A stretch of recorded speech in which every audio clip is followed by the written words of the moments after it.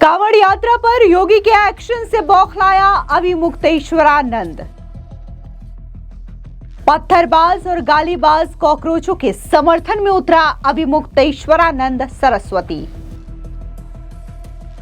अभिमुक्तेश्वरानंद को पत्रकार अमन चोपड़ा ने किया बेनकाब।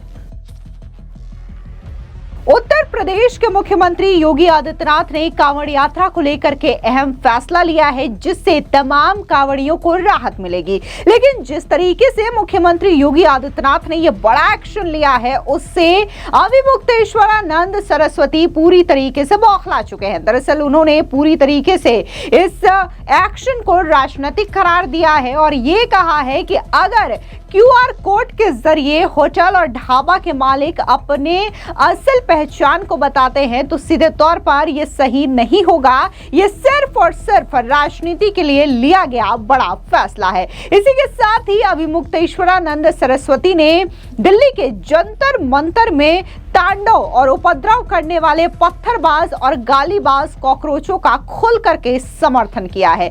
सीधे तौर पर अभिमुक्तेश्वरानंद ने कहा है कि जिन लोगों पर एफआईआर की जा रही है या फिर एक्शन लिया जा रहा है, वो एक्शन सरकार को नहीं लेना चाहिए। इसी के साथ ही सोशल मीडिया पर एक और तस्वीर सामने आई है, जहां पर अभिमुक्तेश्वरानंद पूरी तरीके से एक्सपोज हो चुके हैं। दरअसल आपको बता दें कि पत्रकार अमन चोपड़ा ने अभिमुक्तेश्वरानंद का एक पॉडकास्ट किया है, जहां पर अभिमुक्तेश्वरानंद जो है वो पत्रकार अमन चोपड़ा के सवालों से बचते हुए दिखाई दे रहे हैं। और इसी के साथ ही अमन चोपड़ा ने एक पूरा का पूरा वीडियो भी शेयर किया है, जो कि जम करके सोशल मीडिया पर वायरल हो रहा है, जहां पर साफ तौर से देखा जा सकता है कि जब अमन चोपड़ा तीखे और सटीक सवाल अभिमुक्तेश्वरानंद सरस्वती से पूछते हैं तो वो जो है वो पहले तो भड़क जाते हैं, सवालों से बचने की कोशिश करते हैं और उसके बाद अभिमुक्तेश्वरानंद के सहयोगी जो है वो अमन चोपड़ा पर पूरी तरीके से भड़कते हैं। उनका कैमरा बंद कराने की कोशिश करते हैं, लाइट बंद कर दी जाती है, उनका हाथ मरोड़ा जाता है। ये तमाम जो चीजें हैं वो खुद अमन चोपड़ा ने अपने वीडियो के माध्यम से साझा की है, जहां पर यह कहा जा रहा है कि पत्रकार अमन चोपड़ा ने अभिमुक्तेश्वरानंद सरस्वती को एक्सपोज कर दिया है। सबसे पहले बात करते हैं उत्तर प्रदेश में योगी सरकार की ओर से जो फैसला लिया गया है उसको लेकर के क्या कुछ अभिमुक्तेश्वरानंद सरस्वती ने कहा है। दरअसल आपको बता दें कि उत्तर प्रदेश में योगी सरकार के द्वारा कांवड़ यात्रा के दौरान दुकान मालिकों के असली नाम को प्रदर्शित करने को लेकर के अभिमुक्तेश्वरानंद सरस्वती ने बड़ा बयान दिया है। क्या कुछ उन्होंने कहा, सुनिए। ऐसा है कि ये जो प्रक्रिया विगत कुछ वर्षों से चलाई जा रही है, इसके धार्मिक उद्देश्य नहीं है बल्कि राजनीतिक उद्देश्य है। धार्मिक उद्देश्य जिसका होता है वो अपनी पवित्रता की रक्षा स्वयं करता है। अब आप बताइए कि अगर हम कांवड़ लेकर के निकलेंगे और हम पवित्र रहना चाहते हैं तो हम होटल में भोजन करेंगे? कोई भी व्यक्ति जो व्रत रह रहा है, जो पवित्रता के लिए कार्य कर रहा है, आध्यात्मिक कार्य कर रहा है, वो होटल का भोजन करता ही नहीं है। तो जो लोग होटल का भोजन कर रहे हैं, होटल वाला अगर नाम लिख देगा तो उससे उनकी पवित्रता सुरक्षित हो जाएगी। ये तो मतलब गजब सा एक उपाय है कि वो नाम बता दे। मान लीजिए कि वो नाम कुछ भी बता दे, उससे क्या होगा? अच्छा, नाम किसका लिखेगा? जो मालिक है उसका लिखेगा कि जो नौकर है उसका लिखेगा? मालिक का अगर लिखेगा तो मालिक तो कभी कभी स्वयं दुकान में रोज आता भी नहीं है, नाम उसका प्रदर्शित हो जाएगा और काम करने वाले दूसरे होंगे, पता कैसे चलेगा? मान लो मालिक हिंदू है और उसने मुसलमान रखे हैं काम करने वाले कारीगर, तो नाम आपने देख लिया दिनेश कुमार, आप बहुत प्रसन्न हो गए कि साहब ये दिनेश कुमार की दुकान है और वहाँ पर भोजन बनाने वाले वो लोग हैं जिनको आप नहीं चाहते। तो ऐसी परिस्थिति में पवित्रता की रक्षा का तो यहाँ प्रश्न नहीं है। हाँ, राजनीतिक दृष्टि से उद्देश्य जरूर पूरा होता है कि हम एक चर्चा उठा देते हैं और समाज को समुदायों में बांट करके दिखाने लग जाते हैं। इससे ध्रुवीकरण हो सकता है, लेकिन इससे पवित्रता की रक्षा नहीं हो सकती। इसलिए हमारा ये कहना है कि जिन लोगों को अपनी पवित्रता की रक्षा करनी है, उनको या तो अपने घर से फलाहार बना करके लेके चलना चाहिए या फिर सामाजिक संस्थाओं के द्वारा जगह जगह पर कांवड़ यात्रियों के लिए पवित्र भोजन की फलाहार की व्यवस्था की जानी चाहिए, और नहीं तो फिर केवल फल खाते हुए भी यात्रा करनी चाहिए, क्योंकि पवित्रता की रक्षा के लिए यही उपाय सदा से परंपरा से हमारे पूर्वजों ने किया है। नाम देख करके पवित्रता की रक्षा असंभव है, इसलिए इस तरह की कवायद को पूरी तरह से हम राजनीतिक कवायद मानते हैं। इसके अलावा छात्रों के विरोध प्रदर्शन की सुप्रीम कोर्ट की निगरानी में जांच की मांग जो कि राहुल गांधी ने की है, इस मांग को लेकर के अभिमुक्तेश्वरानंद ने सहमति दिखाई है और उन्होंने सीधे तौर पर यह कहा है कि जो मांग उठाई गई है वो पूरी तरीके से सही है और जो छात्र हैं उन पर किसी भी तरीके की कार्रवाई नहीं की जानी चाहिए। आपको बता दें कि दिल्ली के जंतर मंतर में जिस तरीके से छात्रों का पूरा आंदोलन जो है वो बाहरी गुट की ओर से हाईजैक कर लिया गया था, इस पूरे मामले को लेकर के लगातार कार्रवाई चल रही है और ऐसे में कई लोगों को चिन्हित भी किया गया है।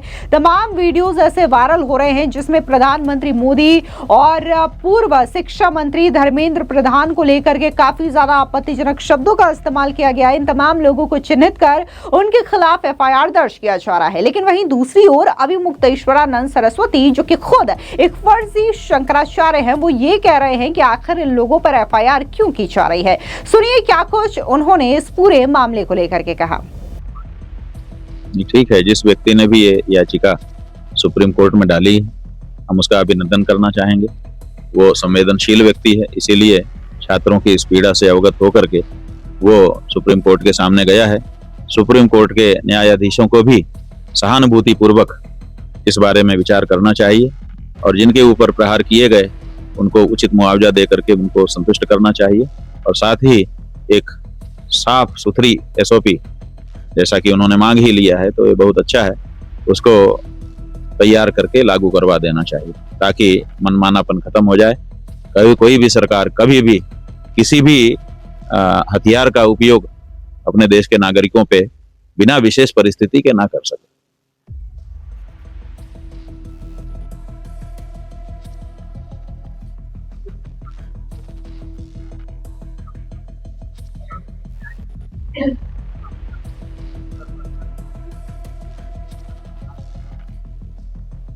ऐसा है कि छात्रों के ऊपर बर्बरता तो हुई है, इससे तो कोई इनकार नहीं कर सकता। पैलेट गन चलाया गया है। पैलेट गन जो है आतंकवादियों के विरुद्ध कश्मीर में प्रयोग में लाया गया था। दिल्ली में जो बच्चे इकट्ठा हुए थे वो अभी एक तरह से नासमझ थे, कम उम्र के थे। उनकी परीक्षा में उनको समस्या में डाला गया था।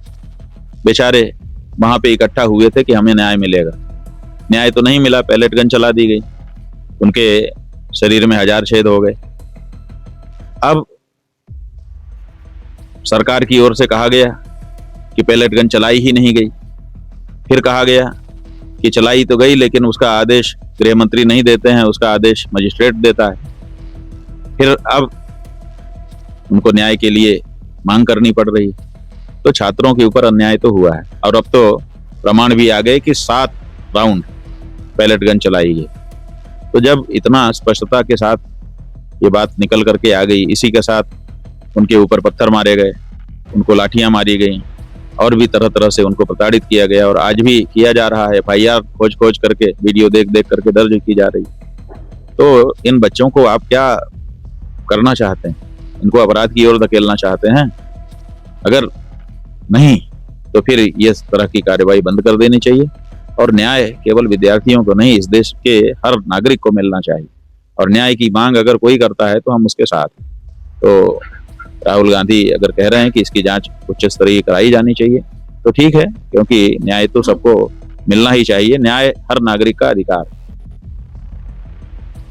इसके अलावा भारतीय हॉकी टीम की जर्सी जो कि बदल दी गई है, केसरिया रंग कर दी गई है, उसको लेकर के प्रियंका गांधी वाड्रा ने बड़ा बयान दिया है। इस पूरे मामले की आलोचना की है जिसको लेकर के अभिमुक्तेश्वरानंद सरस्वती ने प्रियंका गांधी वाड्रा और कांग्रेस पर निशाना साधा। क्या कुछ उन्होंने कहा, सुनिए। क्या हुआ जर्सी का रंग?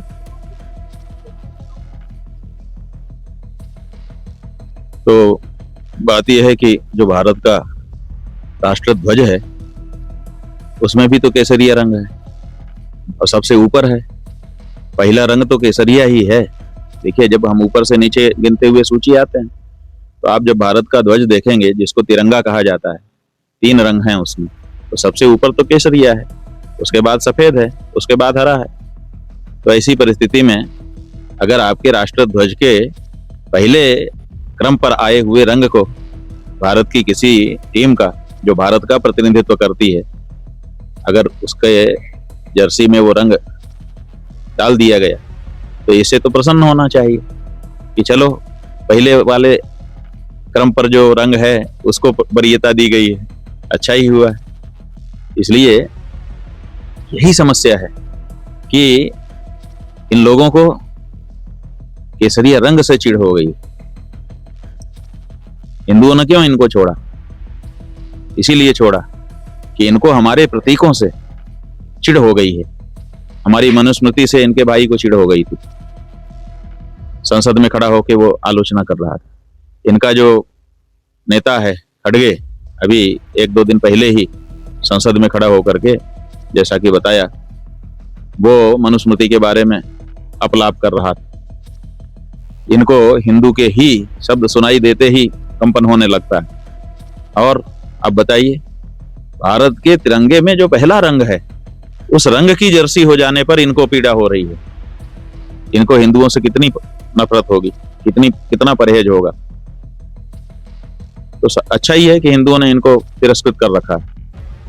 अपने इसी वक्तव्य के कारण कांग्रेस, जो कभी देश में लंबे समय तक राज करने वाली पार्टी रही, आज तिरस्कृत होकर के रह रही है। इस बात को प्रियंका गांधी को समझना चाहिए। 7 रंग हैं, अरे कोई भी रंग रहे, इससे क्या फर्क पड़ता है? एक पहचान होनी चाहिए। तो आप उसमें अमुक रंग को देख के आप भड़क रही हैं। ये कहाँ का नियम? जैसे लाल रंग देख करके सांड भड़कता है, ऐसे ही प्रियंका गांधी केसरिया रंग देख करके भड़क रही हैं। इससे हिंदुओं के मन में आपके लिए दूरी बनती है। इसका विचार करिए। बाकी तो ठीक है, करने वालों ने तो कर ही दिया है जो रंग करना है उनको।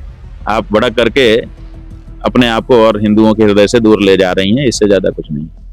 आपको बता दें कि वायनाड से कांग्रेस की सांसद प्रियंका गांधी वाड्रा ने गुरुवार को भारतीय हॉकी टीम की जर्सी का रंग नीले से बदल करके केसरिया करने की आलोचना की। संसद के बाहर पत्रकारों से बात करते हुए प्रियंका ने कहा कि चाहे वो यूनिफॉर्म बदले या शिक्षा नीति के जरिए इतिहास को फिर से लिखने की कोशिश करें, इस देश के युवाओं ने अपनी राय साफ कर दी है। आपने देखा कि जंतर मंतर पर जमा युवा क्या कह रहे थे, वही देश की आवाज है। फिलहाल इस पूरी खबर को लेकर के आपकी क्या राय है, कॉमेंट सेक्शन में जरूर बताएं। धन्यवाद।